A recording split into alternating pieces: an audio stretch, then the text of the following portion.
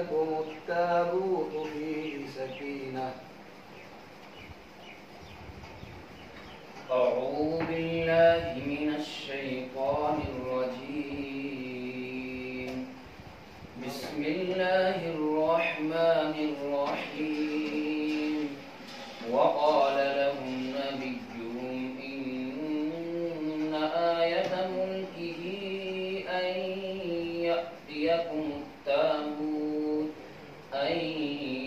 يأتيكم التابوت فيه سكينة من ربكم وبقية مما ترك آل موسى وآل هارون تحمله الملائكة إن في ذلك لآية لكم إن كنتم مؤمنين. فلما فصل طالوت بالجنود قال إن الله مبتليكم بنهر فمن شرب منه فليس مني ومن لم يطعمه فإنه مني إلا من اغترف غرفة بيده فشربوا منه إلا قليلا منهم. فلما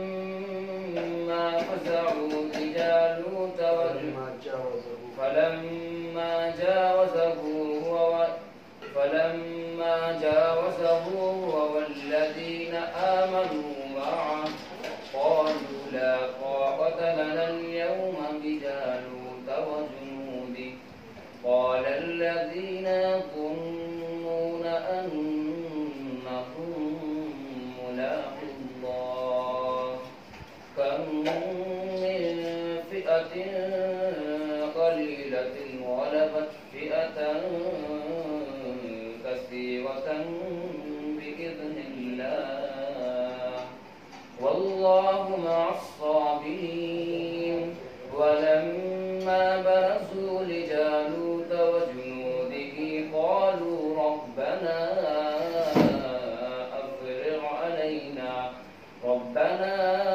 أفرغ علينا صبرا وثبت أقدامنا وانصرنا على القوم الكافرين.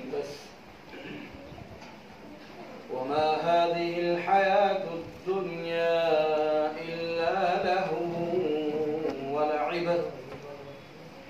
بسم الله الرحمن الرحيم.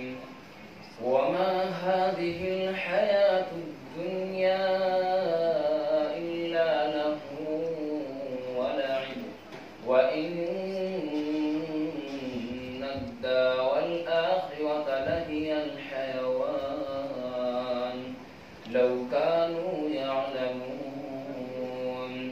فإذا ركبوا في الفلك دعوا الله مخلصين له الدين فلما نجاهم إلى البر إذا هم يشركون ليكفروا بما آتيناهم وليتمتعوا فسوف يعلمون.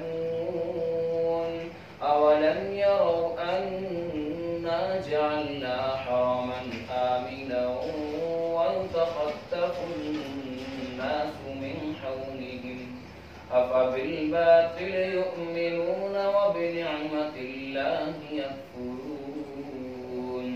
ومن أظلم ممن افترى على الله كذبا أو كذب بالحق لما جاء. أليس في جهنم مثوى للكافرين والذين جاهدوا فينا لنهدينهم سبلنا وإن الله لمع المحسنين. صدق الله